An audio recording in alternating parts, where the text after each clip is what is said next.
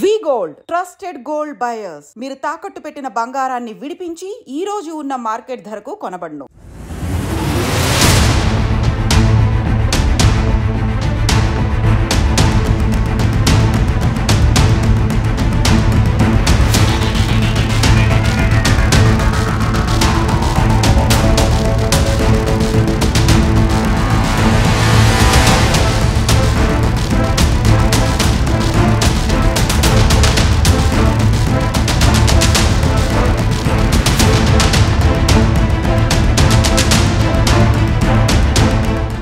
నమస్తే, welcome to I dream. ఈరోజు తెల్లవారుజామున హైత్నగర్ సమీపంలోని కుంట్లూరు గ్రామ శివార్లో ఒక కారు యాక్సిడెంట్ చేయడం జరిగింది. అయితే తెల్లవారుజామున ఈ రోడ్డు సైడు ఆగి ఉన్న డీసీఎం వ్యాన్ని ఒక కారు, ఇక్కడ ఎదురుగా వస్తున్న కారు వచ్చేసి స్పీడ్గా వచ్చిందా లేకపోతే నిద్రమబ్బులో ఉన్నారో తెలియదు కానీ ఘోరంగా యాక్సిడెంట్ కావడం జరిగింది. అందులో 5గురు ప్రయాణిస్తున్నట్టుగా ఇక్కడ స్థానికులు తెలపడం జరుగుతుంది. అందులో 3 అయితే అక్కడికక్కడే చనిపోయారు. అయితే చనిపోయిన 3ని బయటకు తీయడానికి ఇక్కడ ఉన్న స్థానికులు గడ్డపార్ల సహాయంతో బయటకు తీయాల్సిన పరిస్థితి వచ్చింది. అంటే డోర్లు లాక్ అయిపోయినాయి. అంటే ఎంత ఘోరంగా అయిందంటే మేము చెప్పిన విధానం బట్టి మీకు అర్థం కావాలంటే మీ విజువల్ చూస్తేనే మీకు అర్థమైద్ది. అంటే ఎంత బలంగా గుద్దితే 3ని అందులో ఉన్న చనిపోయిన వాళ్ళని బయటకు తీయాలంటే గడ్డపార్ల సహాయంతో తీయాల్సిన పరిస్థితి వచ్చింది. అంటే ఎంత వేగంగా వచ్చి తగిలితే అంతగా ఇరుక్కుపోయి ఉంటారు, ఎంత కారు నుజ్జు ఉంటుందో. ఒకసారి ఈ డీసీఎం వ్యాను ముందల భాగం చూడొచ్చు, చక్రం ఊడిపోయింది, బెండ్ అయిపోయింది, మొత్తము కింద బ్యాలెన్స్ రాడ్ కూడా ఇరిగిపోయి పడిపోయి ఉందన్నమాట. డీజిల్ కూడా లీక్ అయిపోయింది, ఆయిల్ మొత్తం కారిపోతుంది, అద్దంతో సహా ఇక్కడ ఏం లేదు అసలు. డీసీఎం పరిస్థితి ఇలా ఉందంటే కారు యాక్సిడెంట్ అయిన కారులో ఉన్న వాళ్ళ పరిస్థితి ఎలా ఉందో ఊహించుకోవచ్చు. 3 అక్కడికక్కడ చనిపోవడం జరిగింది. అలాగే ఒక 2 పరిస్థితి విషమంగా ఉందని చెప్పేసి అయితే చెప్తున్నారు. తెల్లవారుజామున జరిగిందని చెప్పేసి చెప్తున్నారు. అయితే యాక్సిడెంట్ జరగగానే ఇమీడియట్లీ ఇక్కడ ఉన్న స్థానికులు 100కు డైల్ చేయడం వల్ల హైత్నగర్ ల్యాండ్ ఆర్డర్ డిపార్ట్మెంట్ వాళ్ళు ఇక్కడ చేరుకోవడం జరిగింది. సంఘటన స్థలాన్ని వాళ్ళు అబ్జర్వ్ చేసినట్టయితే పసుమామల నుంచి కారు రావడం జరుగుతుంది. హైత్నగర్ మెయిన్ రోడ్ నుంచి పసుమామల సైడు డీసీఎం అనేది వెళ్ళడం జరుగుతుంది. ఆపోజిట్ డైరెక్షన్లో ఈ యాక్సిడెంట్ కావడం జరిగింది. కారు వేగంగా ఉందా లేదా అనేది ప్రాథమిక విచారణలో మేము తెలుసుకునే ప్రయత్నం చేస్తాం. ప్రజెంట్ అయితే 3 చనిపోయారు, ఒకరికి సీరియస్గా ఉంది, వాళ్ళు ప్రైవేట్ హాస్పిటల్లో అడ్మిట్ కావడం జరిగింది. అయితే చనిపోయిన వారి మృతుల పేర్లు వచ్చేసి చుంచు త్రినాథ్ రెడ్డి, చంద్రసేనారెడ్డి, చుంచు వర్షిత్ రెడ్డి వీళ్ళుగా గుర్తించడం జరిగింది. వీళ్ళనైతే ఉస్మానియా ఆసుపత్రికి పోస్టుమార్టం నిమిత్తం అక్కడికి తరలించడం జరిగిందని చెప్పేసి అయితే పోలీసు వారు తెలపడం జరుగుతుంది. ఇంకా గాయపడిన వారు హాస్పిటల్లో అడ్మిట్ అయిన వారి పరిస్థితి ఈరోజు ఎలా ఉంది, అతని పరిస్థితి అనేది ఇప్పటికిప్పుడు చెప్పలేని పరిస్థితి. వాళ్ళని అయితే ప్రైవేట్ హాస్పిటల్లో అడ్మిట్ చేయడం జరిగిందని అయితే పోలీస్ డిపార్ట్మెంట్ వారు తెలియజేయడం జరుగుతుంది. అయితే ఇక్కడ యాక్సిడెంట్ కారణాలు వచ్చేసి స్థానికులు చెప్పిన వివరాల ప్రకారము రోడ్ అనేది కర్వ్ ఉంది, అంటే టర్నింగ్లు ఎక్కువగా ఉన్నాయి. మనం ఇక్కడ నుంచి చూడొచ్చు visuals, left turning immediately right turning ఉందని చెప్పి చెప్తున్నారు. దీనివల్ల ఏంటంటే మనం మినిమం 40-50 స్పీడ్ మెయింటైన్ చేసినప్పటికీ ఒక్కోసారి కంట్రోల్ అవ్వదు. ఎదురుగా వస్తున్న వెహికల్ని ఖచ్చితంగా యాక్సిడెంట్ చేసే అవకాశం ఉంటుంది. దీని గురించి మేము చాలాసార్లు ఇక్కడ ఉన్న ఆర్ఎన్బి డిపార్ట్మెంట్ వాళ్ళకి తెలియజేయడం జరిగింది. అయినా కూడా ఈ రోడ్డు అనేది కర్వ్ అనేది తీసేయలేదు. ఇటు సైడ్ నుంచి కొంచెం బ్రిడ్జ్ అనేది బ్రిడ్జ్ చేయడమా లేకపోతే రోడ్డు ఎక్స్టెండ్ చేయడమా చేస్తే బాగుంటుందని చెప్పినాము. కాకపోతే ఈరోజు జరిగిన ప్రమాదానికి కారణం వేగం అయితే కాదు, టర్నింగ్ ఎక్కువగా ఉండడం వల్ల షార్ప్ టర్నింగ్స్ ఉన్నాయి, వెంటనే టర్నింగ్స్ ఉన్నాయి, లెఫ్ట్ అండ్ రైట్ టర్నింగ్లు ఉండడం వల్ల డీసీఎం అనేది కొంచెం పెద్ద వెహికల్ కాబట్టి అది లాంగ్ కటింగ్ తీసుకుంటూ ఉంటారు. అంటే కొంచెం వెహికల్ మీదికి వచ్చినట్టుగా అనిపిస్తూ ఉంటుంది. ఆ సమయంలో కారుకు రైట్ సైడు, డీసీఎంకు రైట్ సైడ్ 2 ఆపోజిట్ డైరెక్షన్లో వస్తున్నాయి కాబట్టి 2 రైట్ సైడే తగిలినాయి. భారీ యాక్సిడెంట్ అనమాట.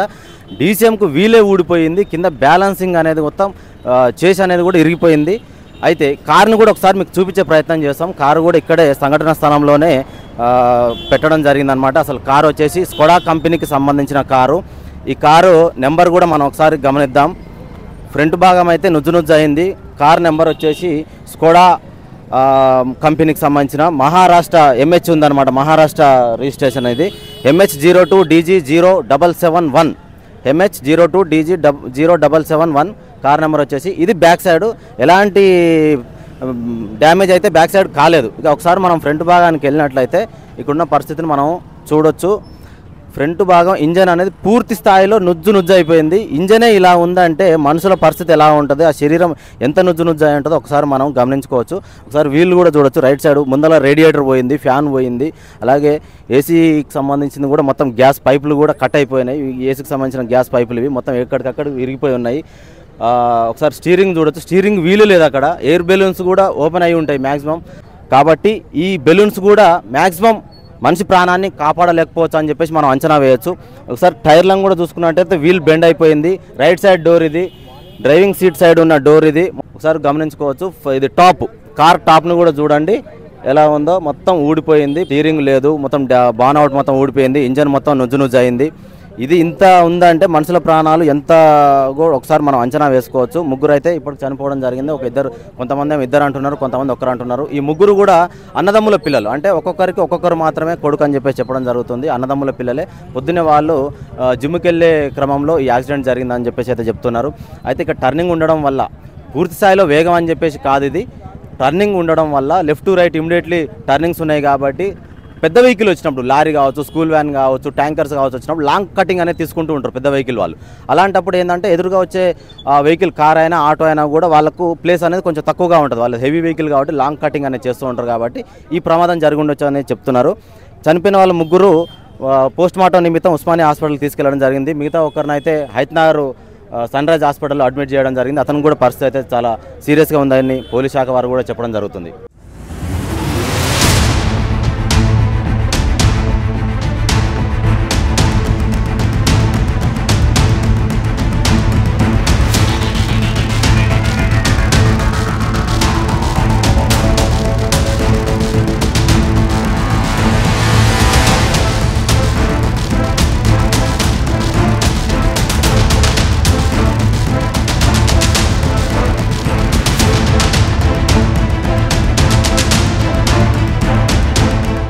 అయితే ఇప్పుడు మనము యాక్సిడెంట్ జరిగిన ఆ ఘటన దగ్గరే ఉన్నాము. ఇక్కడ హైత్నగర్ పిఎస్ డిపార్ట్మెంట్ వారు కూడా ఉండడం జరిగింది. అసలు ఏ టైంలో ఇన్ఫర్మేషన్ వచ్చింది, యాక్సిడెంట్ అనేది ఎలా జరిగిందో ఒకసారి ఆ సార్ వారిని అడిగి తెలుసుకునే ప్రయత్నం అయితే చేద్దాం.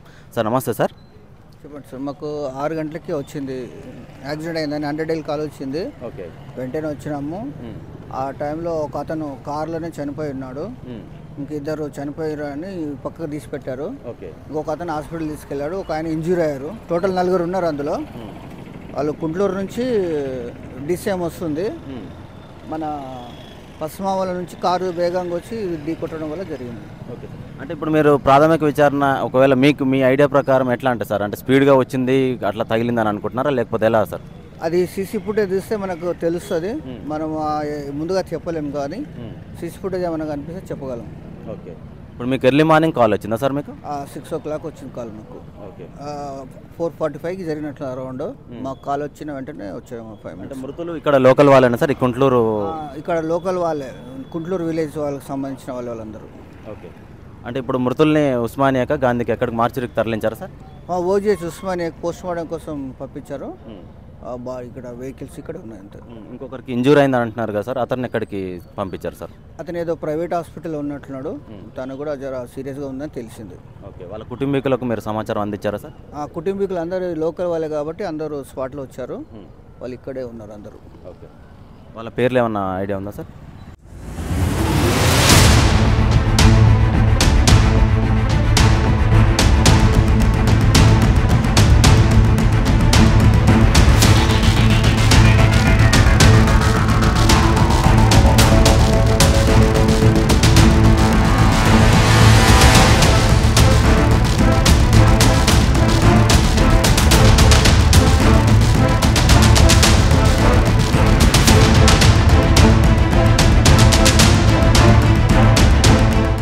అయితే ఇక్కడ సంఘటన స్థలంలో ఏదైతే యాక్సిడెంట్ జరిగిందో ఒక పెట్రోల్ బంక్ ముందు యాక్సిడెంట్ కావడం జరిగింది అనమాట. ఆ పెట్రోల్ బంక్ యజమాని మనతో పాటు ఉన్నారు.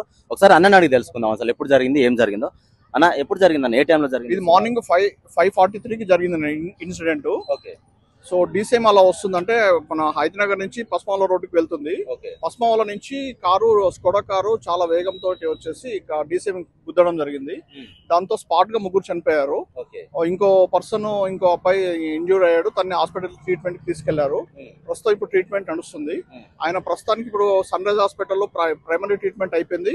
అక్కడ నుంచి యశోద హాస్పిటల్ కి షిఫ్ట్ చేయడం జరుగుతుంది. సో ఆయనకు లోపల కొంచెం ఇంజ్యూరీస్ అయినా, ఆయన కూడా కొంచెం పర్వాలేదని చెప్పేసి డాక్టర్ చెప్పారు. చనిపోయిన వాళ్ళందరినీ ఉస్మానియా హాస్పిటల్ మార్చరీకి తరలించడం జరిగింది. వాళ్ళ పేరెంట్స్ అంతా 4 పిల్లలు కూడా యంగే, ఎవరికి మ్యారేజ్ కాలేదు, చిన్న పిల్లలే. అందరూ కూడా అంతా ఫ్యామిలీస్ చాలా అగ్రికల్చర్ వ్యవసాయం మీద ఆధారపడి ఉన్న కుటుంబాలే వాళ్ళు. సో చాలా దారుణమైన సంఘటన ఇది. పొద్దున్నే చాలా మరపురాని సంఘటన జరిగింది ఇక్కడ. వాళ్ళు స్టడీ చేస్తున్నారు, ప్లస్ వాళ్ళు వాళ్ళ ఫాదర్స్ హెల్ప్ చేస్తుంటారు అగ్రికల్చర్ విషయంలో. కానీ వాళ్ళ ఇండివిజువాలిటీ, వాళ్ళకి ఒక ఇండివిజువాలిటీ ఉంది. వాళ్ళు కూడా ఏదో చిన్న చిన్న బిజినెస్ చేసుకుంటున్నారు. సో ఆ రకంగా ఉన్నారు. మాకు ఫస్ట్ మేమేమనుకున్నాం అంటే ఏదో యాక్సిడెంట్ లో అయిందనంటే ఏదో డ్రింక్ చేసి తాగి వచ్చారు యాక్సిడెంట్ అయింది అనుకున్నాం. కానీ తర్వాత మాకు తెలిసింది ఏంటంటే పిల్లలకి ఎలాంటి హ్యాబిట్స్ లేవు, బ్యాడ్ హ్యాబిట్స్ లేవు. అది మార్నింగ్ ఏదో అనుకోకుండా వాళ్ళ ప్రాప్తం అంత వరకే ఉంది, అలాగే జరిగిపోయింది అని చెప్పేసి మేము అనుకోవడం జరిగింది.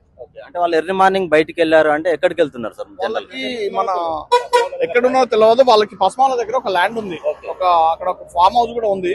వాళ్ళు అక్కడికి వెళ్ళి వస్తున్నారని చెప్పేసి సమాచారం, అంతే తప్ప పూర్తి వివరాలు మాకు తెలియదు. రెండోది ఏంటంటే మార్నింగ్ 5:43కి జరిగిన ఇన్సిడెంట్ కి అసలు అందరం నివ్వరిపోయాం. ఎందుకంటే అది మామూలు యాక్సిడెంట్ కాదు. స్పాట్ ముగ్గురు చనిపోయారు, ఒక వ్యక్తి, ఒక పర్సన్, ఒక అబ్బాయి ఇంజూర్ లో ఉన్నాడు అంటే మామూలు విషయం. వాళ్ళందరూ ఒకే కుటుంబ సభ్యుల?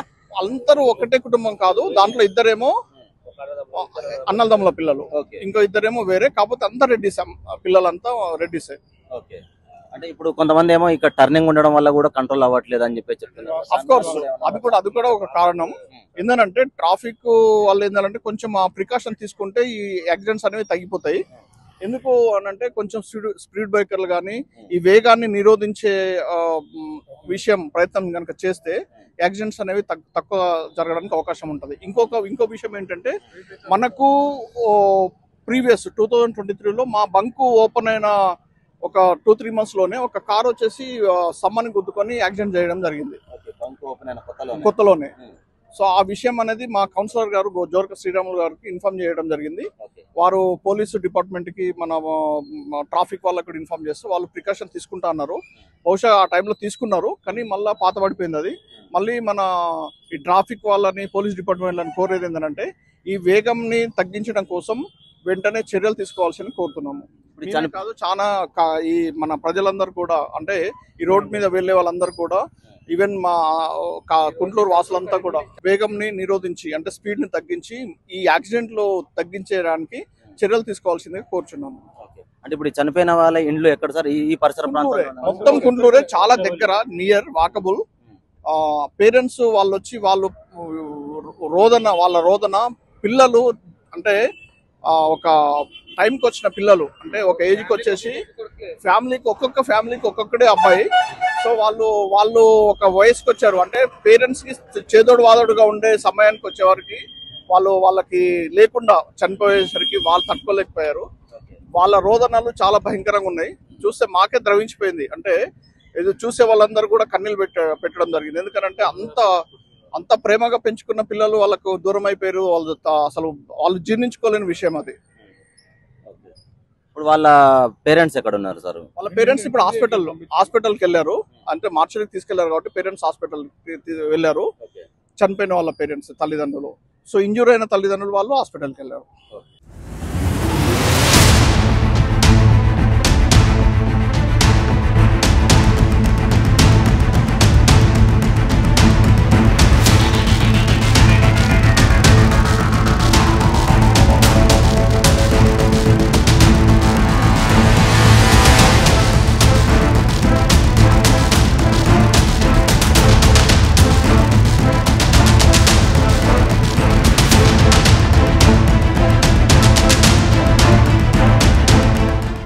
వచ్చాను. మా చెల్లె ఫోన్ చేసింది, అన్న వర్షిత్ రెడ్డికి యాక్సిడెంట్ అయింది, త్రినాథ్ చనిపోయినట్టున్నారు అని చెప్పినారు. నేను స్పాట్ ఇక్కడ ఉరికొచ్చిన. ఇక్కడ ఉరికొచ్చేసరికి వర్షిత్ హాస్పిటల్ తీసుకుపోయారు అని చెప్పారు. 5:30కి వెళ్ళినాను. 5:30కి వెళ్ళి అన్ని హాస్పిటల్ వెతుకుని అక్కడ లేదు. ఈయన కూడా చనిపోయింది కనుక రిటర్న్ తీసుకొని వస్తారు. ఈయన కూడా ఇంకో డెడ్ బాడీ ఉంది కనుక ఆయన వేసుకొని వస్తారు. నాకు పోలీస్ స్టేషన్ కాడ కనిపించినారు. వీళ్ళు నైట్ ఎక్కడ జిమ్కి వెళ్దామని వెళ్తారంట మార్నింగ్. ఇంతవరకు తెలుసు నాకు. మార్నింగ్ ఎన్నింటికి వెళ్ళారు? ఇంట్లోకి వెళ్ళాడు 5:35కి వెళ్ళినట్టు 5:40కి అయింది ఇక్కడ. 5:40, 5:43 అందులో కనిపిస్తుంది. నైట్కి వెళ్ళేసి ఇంటికి వచ్చిరంట. డ్రెస్సులు చేంజ్ చేసుకుని మళ్ళీ ట్రాక్ల మీదనే ఉన్నారు, షార్ట్లో ఉన్నాయి. ముగ్గురు స్నేహితులు చనిపోయారు. ఒక ఆయన ఇంకా సీరియస్గా ఉండి, ఆయనది ఏందో తెలియదు. ఇంకా పవన్ కళ్యాణ్ రెడ్డి ఏదో అంటున్నారు. పక్క పక్కన పాతిళ్ళు అన్ని ఒకటే గల్లీలు ఉంటాయి. ఎవరంతా వాళ్ళు వెళ్ళిపోయారు. వీళ్ళందరూ ఇప్పుడు డిగ్రీ సెకండ్ ఇయర్, ఒకరు డిగ్రీ అయిపోయిన వాళ్ళు, ఒకరు BBA చేస్తున్నారు. వీళ్ళిద్దరు ఒక ఆయన డిగ్రీ 3rd ఇయర్, ఒక ఆయన డిగ్రీ 4th ఇయర్. ఇక్కడ సన్షైన్ ముషీరాబాద్లో ఉంటారు చూడండి, బీబీఏ చేస్తున్నారు. ఇంకొక అతను అక్కడనే డిగ్రీ కాలేజ్, అంత ఐడియా లేదు. ఎంతమంది వాళ్ళకు ఇప్పుడు ఈ ఒక్కొక్క కొడుకే, ముగ్గురికి చనిపోయిన వాళ్ళు ముగ్గురు ఒక్కొక్క కొడుకులే, ముగ్గురు ఒక్కొక్క కొడుకులే, ఒక్కొక్క కొడుకు. ఈ బిల్డింగ్ ఒకరిది, ఆ బిల్డింగ్ ఒకరిది, ఇంకా ఆయనది అక్కడ ఉంటుంది. అన్నదం చిన్నప్పటి నుంచి ఒకదాని, వీళ్ళిద్దరు ఓన్ అన్నదమ్ములు, వీళ్ళిద్దరు. ఈయనకు ఒక్కొక్క కొడుకు. నేను వాళ్ళ మేనమామను, మా చెల్లెల కొడుకు. ఇద్దరు ఆయన మేనబావ, ఆయన సొంత అల్లుడు.